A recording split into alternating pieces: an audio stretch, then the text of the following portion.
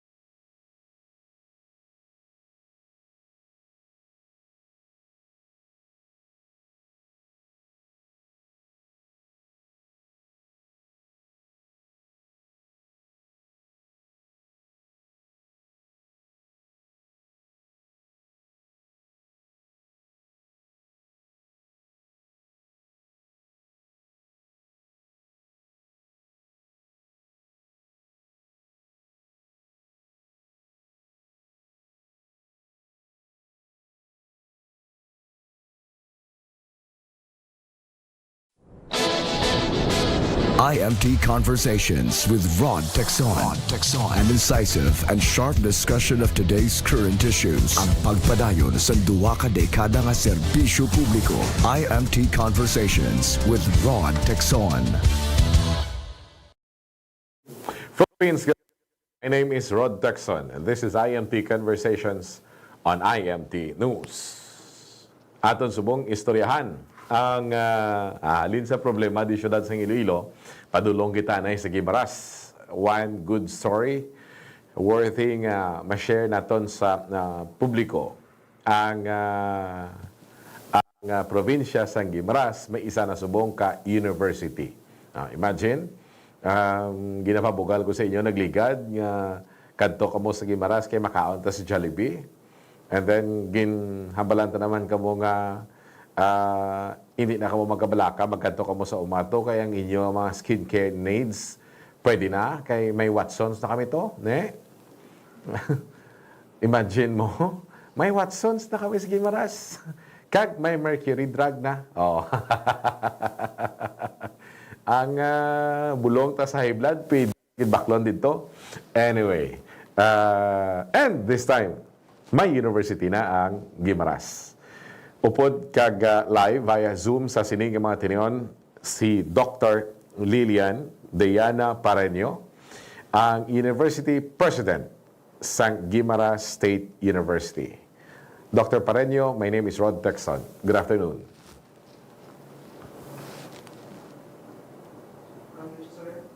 Dr. Parreño, mayang hapon.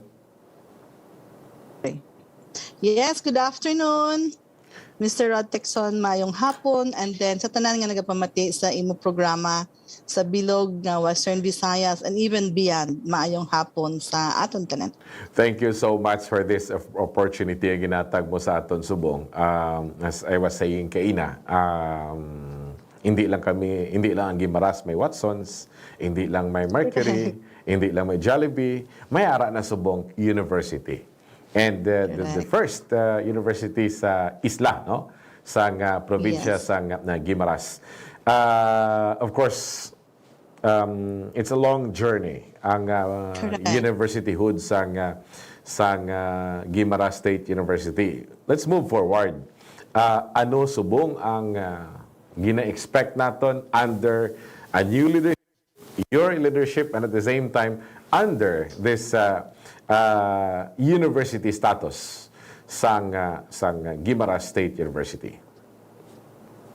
Okay, so salamat for that opportunity to share our vision para sa taga Guimaras and even to the rest of the students coming from the whole region, because it is not only students coming from Guimaras who enrolled at Guimaras State University now, but also we have others. For example, the students coming from Parola area, the near Guimaras Island, some of them are enrolling at Guimaras State University, as well as there are some other students coming from Negros who are as work students. So they're working as household help in some of the families in the island, and they're also given the chances by their employers to enroll and pursue higher education, and they are also enrolled in our university. And being a university is indeed an honor, and it is also a privilege to all of us here in Guimaras, because now we have we can offer more. Okay? We can offer more services to our students. If you have to look into the operation of the college, we have 3 campuses scattered all over the island. Our main campus is at Buena Vista, Guimaras. We have our agriculture campus at San Lorenzo, and we have our science and technology campus offering science and technology related courses in the Mosqueda campus, or Mosqueda campus is located at Hordan, Guimaras. And being a, okay, yes. So, tatlo ka satellite campuses ini. Buena Vista, amuning main, or Hordan, amuning sa Mosqueda. Mosqueda. Offering science and technology courses, San Lorenzo, agriculture. Now, agriculture and environmental. I see. Okay. No. Mga pila ka kurso tanan ang gina-offer sang GSC system. GSU system. Sa Subong, we have, I think, in the graduate program, we have tatlo ka doctoral degree, and I think there are 8 in the graduate program, and we have 27 in the undergraduate program. So 8 ang sa graduate program, then ang sa undergrad 27. Now sa 8 ka mga graduate programs, ano ining 8 ka mga graduate programs naton? We have tatlo ka doctoral degrees. We have Doctor of Philosophy, major in Educational Management.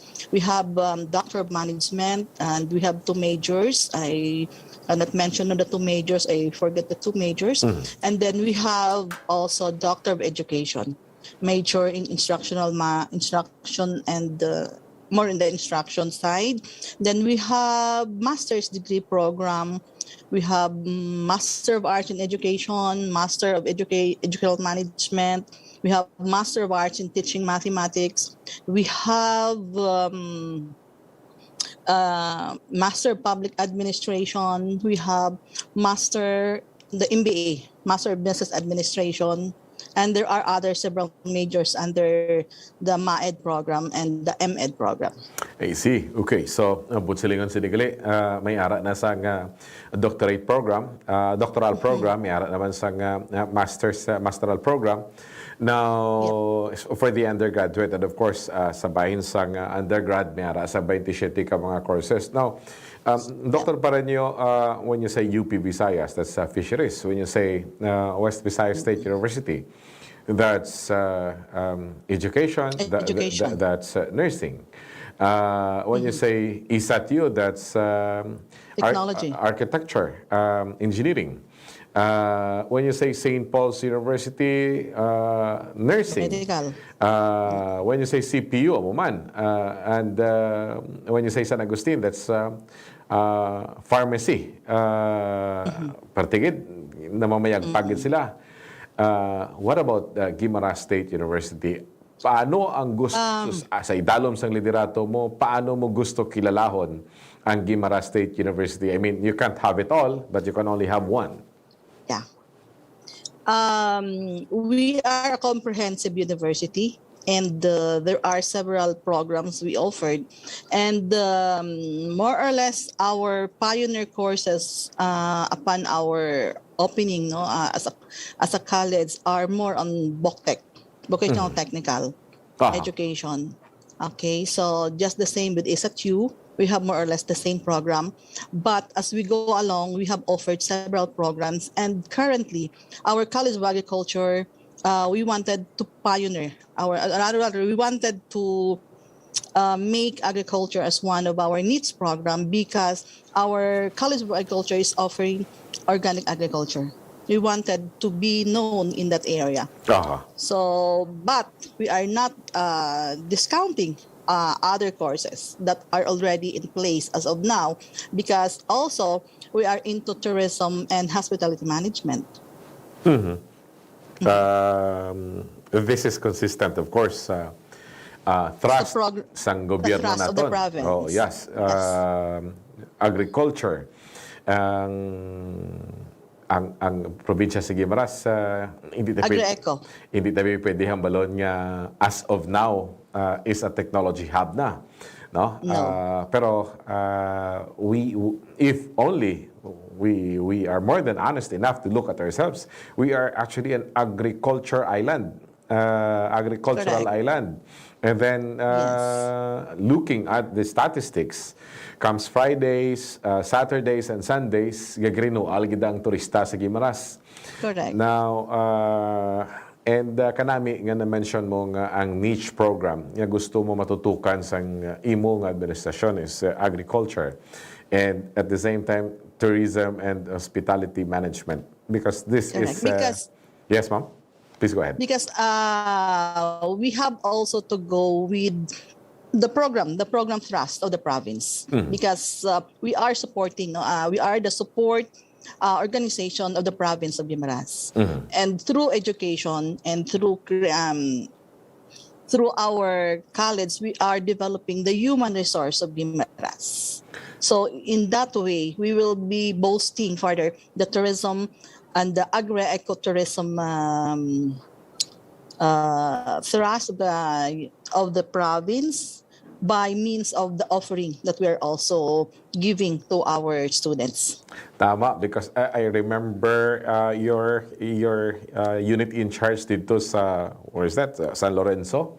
We were talking, that guy, I forgot his name. Dr.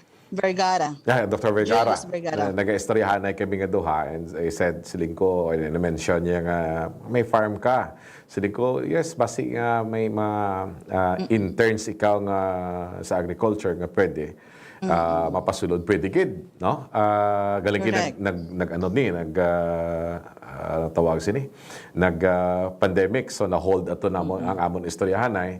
And since ginaamat-amat naton subong sulod ang hospitality, kon matigayon na tong Rod Texon Hotel and something, si Dr. Parreño nagaling call away lang. We need that. Hindi ko gusto i-exploit, no? Manawag ako, mangayo ko bulig nga ma-hire ako sa best employees, no? Correct. Ang nagadala bisang isa ka destination ang empleyado it's not just a destination. Bisan ano kalaway sina kon bisan ano kanami sina kon suplada kag balingag ang imo nga mga employees, hindi welcoming, hindi homey ang Nabudlay. And nakatrabaho ko na sa isa namon ka tourism project program sa Bella Vista ang inyo nga mga hospitality management students. Kanami sang ila sining attitude and nagamatter abi na no sa mga estudyante. Hindi taga-uma, hindi man taga-syudad, but it's a Guimaras brand, no? That's good, no? Na-observe naton gid ina sa pila naton ka, I think we launched 2 projects, tourism related projects dira sa Bella Vista, and nakaupod namon ang inyong mga estudyante. Now, sa sining Sir Rod, can I share something? Sure, go ahead. Currently we sent 8 agriculture students of GSC pa to Mendel University in Czech Republic. Wow. They went there to undergo schooling for 4 months. And they are performing well. They're performing well. There are 8 of them. And hindi ko ma-imagine, ang ila balang stature, di ka kaputot, kagagming. I-compare mo sa mga students ng Mendel University nga they are towering over them. But yet they are receiving a grade of A+, something like that. So that's very, it simply shows that our students, our human resource in the island are really capable to be world class in that regard because Yes. they excelled really. Hindi o pag And we are the only state college to send 8 students during pandemic in a European country. Wow, congratulations. Hindi mo gid pag-underestimate ma'am ang powers ng subay. No. Mangutot ginayang gagmay may mapakita ginasang abilidad niyang subay. Now on the other hand, this conversation I hope would have a wide reach, no? Mo na siling ko kay na kung pwede mo ma-share dira sa inyo sa university kag sa Guimaras. Because having a university in GSC, and now Guimaras State University, ang problema na andante, sa Guimaras lang, ano ginaaw, dira ka lang galing eskwela. No. We should and we must erase that notion. Because economics-wise, hindi na kita dapat maglagan pati sa syudad. Remember, ang ambisyon ka pa sa syudad, kung hospitality management, tourism ang imong nga kurso, ano ang ginatudlo diri nga wala ginatudlo dira. Correct. When in fact, at the end of the day, by 5 or 6 p.m. most, or 7 p.m. most, pwede ka sugaton sa motor kag puli sa inyo balay. Wala ka na sang gastuhon pa sa panyapon, wala ka boarding house. Madlagad ka pa di sa syudad. I'm not saying nga malaway din sa syudad, but given the cost of living subong, with the high cost of everything, dako nga savings, and I think dapat i-reconsider sang Guimaras noon ang pagpadala diri sa syudad sang ilang mga kabataan. It's the same kind of education. Maestra nila dakon nga kaon ding bala ang maestra sa syudad, ya kaon mo na bala taga Guimaras, toktokon pa gani. O kay isla lang mo. So, I mean, on a serious note, parehas man lang ni Gyapon ang curriculum. Isa man lang ang approving authority, CHED man sa Gyapon. So, now, having said that, may I know kung ano ang requirements ninyo sa mga manunudlo na tondira? Kay usually, ang mga nagapili ngayong kabataan, mamba sila, mister lang na. Hindi, wala man na doctorate degree, tinuginabi. Mention diyan na siguro kiti agyanta man na. Now, kamusta ang qualifications sa aton nga mga professors and teachers dira sa GSU? Okay. So, we were not able to pass the requirements of CHED, to be converted into university if our teachers are not master's degree holder. So, our entry point for employment as a faculty member of GSU is a master's degree in their specific field of specialization. So you cannot be employed now or you cannot teach now at GSC if you are not a non-master's degree holder. So that is one of the requirements. And that is what is the reason why medyo na-delay kami sa amon nga conversion because of the requirement in the faculty. And it is really very difficult to look for faculty members who are master's degree holders, especially in the technical courses. Mm-hmm. So dira ka mo na delay. But since approved na ina, both silingon, fully complied ang ina nga requirement. Yeah. Mm-hmm. Correct. In short, hindi basta-basta nga pipitsugin ng aton mga manunudlo in all 3 campuses naton. Yes, sir. All right. With this note, this is your opportunity to talk to the people of Guimaras and be proud. You have a university at your doorstep, Dr. Parreño. Okay. So thank you for this opportunity. So I would like to invite our students, especially students coming from Guimaras Island, to have or to pursue your higher education at Guimaras State University. We are a government school, and currently students enrolled in SUC, like Guimaras State University, are free in terms of the tuition fee. You are not paying it.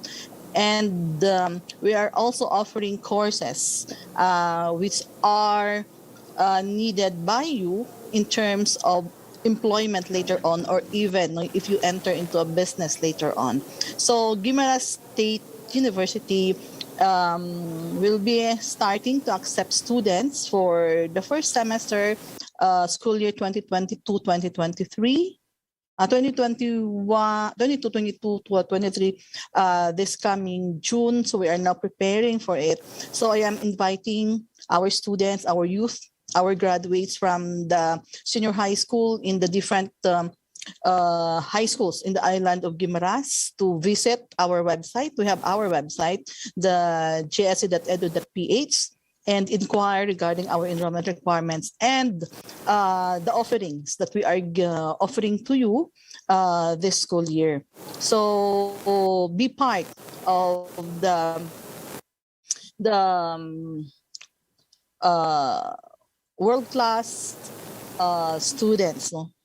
Or graduates later on coming from Guimaras State University. And by the way, Sir Rod, yesterday, one of our alumni, our renowned fashion designer in Milan, Italy, that is, I do not know if you have heard about Chona Bacauco, you can follow her, visited her alma mater because she is our graduate. So we will be also featuring her one of these days in our Facebook page. So it shows that, as you mentioned, Kaina, students or the human resource coming from Guimaras is also capable of competing in the national or even international fields. So that is my invitation to all of you.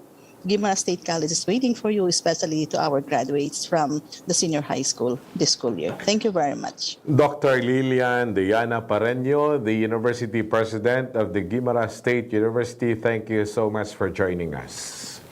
Isa ka dako ining Thank you very much also. makabig naton honor. Kung ikaw taga Guimaras, I would call myself Guimaras noon. Na-late ako kayo na sa programa because aling ko sa Islamo.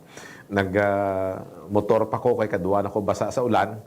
And then nag-program ako subong naka-shorts lang kaglunangon pati ko kay mangunguma kami kabay. Now may ara kita sang university. And having heard the president telling us may ara sa nga gusto nila nga mga niche program ang agriculture, they are offering organic agricultural course, and at the same time they want to focus more sa bahin sang hospitality management and tourism courses.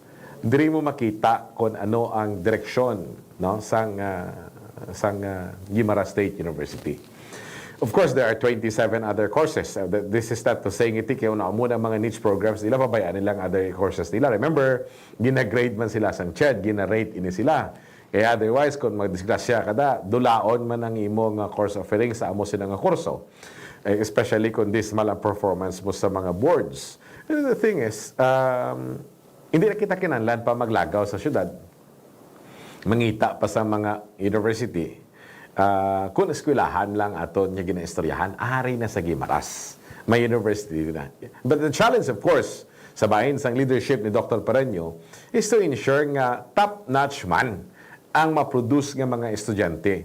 Kaya pag-abot sang panahon, paglabot karon sa halimbawa boards, and at the same time, pag-abot sa tiyempo nga kinanlan mag-excel bla over other students or along with other students ang estudyante sang GSU kag lumagapa kada sa dalom matter ina base isa obrahan disgrasya magtupungay ka mo karon sang isa ka city-based university kay ikaw sa GSU halin since hindi manami ang pangalan nga na-create naton ang impression sa publiko, and at the same time ang track record kaluluoy man gyapon ng bata mauli siya sa hiring. So big challenge ini sa bahin sang liderato sang Guimaras State University. Of course, there's always the beginning.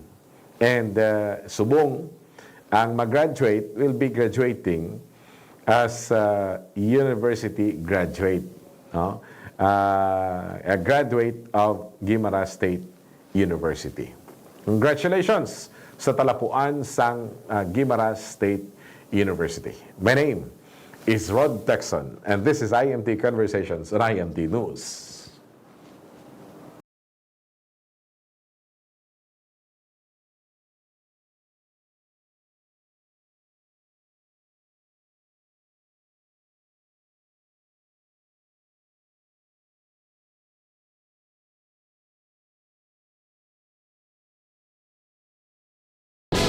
IMT Conversations with Rod Texon. An incisive and sharp discussion of today's current issues. Ang pagpadayon sa duwa ka dekada nga serbisyo publiko. IMT Conversations with Rod Texon.